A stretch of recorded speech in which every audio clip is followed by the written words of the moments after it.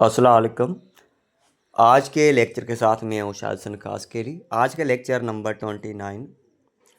ठीक है, आज के लेक्चर चलने से पहले मैं एक आपको अनाउंसमेंट वही करता हूँ जो पहले जो अनाउंसमेंट कर चुका था प्रीवियस लेक्चर्स में जो थी।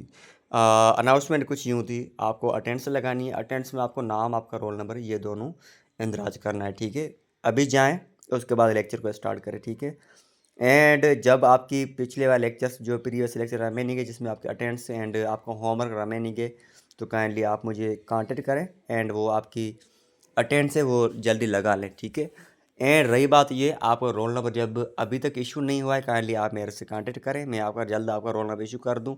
एंड ऐसा ना हो आपकी मेगा टेस्ट आ जाए, उसमें आपका रोल नंबर के कॉलम आ जाएगा, वहाँ पर आप कुछ फिल नहीं करोगे तो आपके जो स्कोर होगा वो पेंडिंग में रहेगा। ठीक है, अब हम लेक्चर की तरफ चलते हैं। कल हम पढ़े थे, सॉरी, प्रेजेंट ऑब्लिगेशन टेंस, आज पास्ट ऑब्लिगेशन टेंस। इसमें कुछ यूं था, जो कोई आपका ऐसा एक्शन जो प्रेजेंट करता है ऑब्लिगेशन को लेकर किस टाइम में, पास्ट टाइम में, तो हम इसको कहते हैं पास्ट ऑब्लिगेशन टेंस। जैसे मैं प्रेजेंट में क्या था, मुझे इंग्लिश सीखनी है, तो पास्ट में क्या बात होगी, मुझे इंग्लिश सीखनी थी। अब यहाँ पर थोड़ा बहुत डिफ़िकल्ट ये है, यहाँ पर आपको एक आसानी वाली चीज़ ये है, सबके साथ हेड टू लगता है। ठीक है, यहाँ तक तो आपकी बात इजी हो जाएगी। ठीक है, आगे क्या है, आपको नेगेटिव इंट्रागेटिव चेंज करने के लिए आपको डिड का यूज़ करना पड़ेगा। ठीक है, जब डिड आ जाएगा तो हेड टू कन्वर्ट हो जाएगा हैव टू में। अब याद रखें, जब ही शी इट था वहाँ पर आपको हैज़ टू नहीं लगाना, जैसे पहले रूल हम पढ़ चुके हैं ना प्रेजेंट ऑब्लिगेशन टेंस में, वही रूल रहेगा, लेकिन यहाँ पर आपको हेड टू लगाना एंड नेगेटिव इंट्रागेटिव करने के लिए आपको डिड का यूज़ करना पड़ेगा। ठीक है, एंड अब मेन पोर्शन कौन सा होता है, जो पाइवोटल हम कह सकते हैं, जो सेंटेंस स्ट्रक्चर होती है। ठीक है, किसी भी आप सेंटेंस बनाना चाहते तो उसकी सेंटेंस स्ट्रक्चर बहुत फॉर्मल होती है। ठीक है, ये मैंडेटरी, ऐसे समझे। अब यहाँ पर देखिए, सब्जेक्ट लगना, उसके बाद हेल्पिंग वर्ब लगना, वर्ब की फर्स्ट फॉर्म लगेगी एंड लास्ट में ऑब्जेक्ट लगना, लास्ट में फुल स्टॉप लगा ले। ठीक है, अब आपको पहला सेंटेंस क्या था, मुझे इंग्लिश सीखनी थी, इसको पॉजिटिव भी सेंटेंस कैसे, पॉजिटिव के दो नाम और भी है, असर्टिव एंड अफर्मेटिव। ठीक है, तो यहाँ पर देखिए सेंटेंस किस टेंस को शो कर रहा है, पास्ट टेंस को, तो हम यहाँ पर मैं क्या लगाऊँ, आई। अब आई के साथ क्या लगा रहे, मैंने क्या बोला, सब्जेक्ट जो भी है उसके साथ हेड टू लगेगा, तो यहाँ पर मैं लगाऊंगा हेड टू। ठीक है, क्योंकि ये पास्ट की बात हो रही है, I had to learn English. Negative के लिए आपको डू एंड डज का इस्तेमाल नहीं करना है, वो प्रेजेंट का है। आप यहाँ पर आपको क्या करना है, डिड का यूज़ करना है। अब यहाँ देखिए, पहले आप रूल पढ़ चुके हैं, जब वर्ब की फर्स्ट सेकंड फॉर्म लगती है, जब हम डिड लगाते हैं तो वर्ब की first second form first form convert हो जाती है।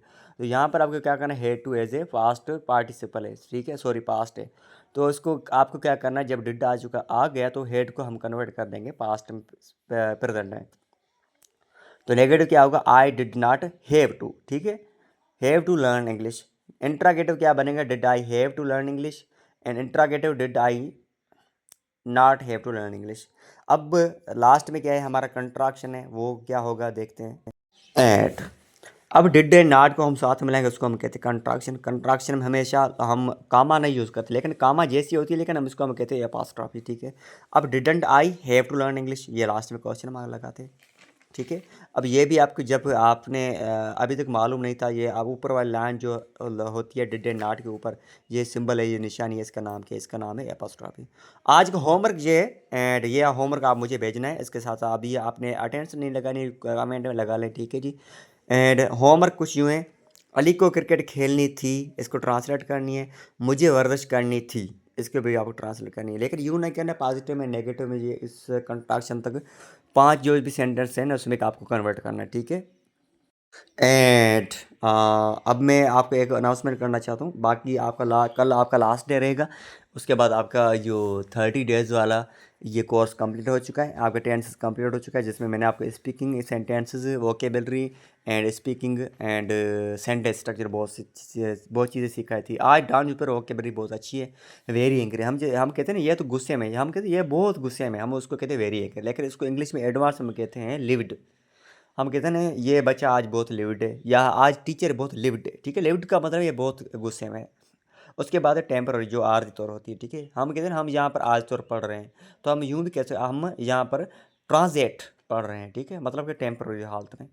उसके बाद रिग्रेट, मतलब कोई आप चीज़ ऐसी कर तो उसके बाद आपको पछतावा हो रहा है या अफसोस कर रहे हो। सपोज करें आपने किसी को कुछ काम का, लेकिन अब वो काम उन्होंने नहीं किया, आप अब सोच रहे हैं खाम का मैंने उसको कहा था, ठीक है। अब आपको रिग्रेट तो फील हो रहा है, लेकिन उसको एडवांस में बोलते हैं डिप्लोर, ठीक है, डिप्लोर। आज के स्पीकिंग क्लास बहुत थोड़ा हेवी है लेकिन ईजी है। आपको कायदे आज़म के बारे में 10 लाइन्स लिखनी है। 10 लाइन जो भी लिखे कायदे आज़म के लाइफ, गवर्नमेंट, हुकूमत, जो भी कुछ है ना, एवरीथिंग कायदे आज़म के बारे में मुझे 10 लाइन्स आप बताएं, ठीक है, वो भी वॉइस में। आज के लिए इतना काफ़ी है, थैंक यू।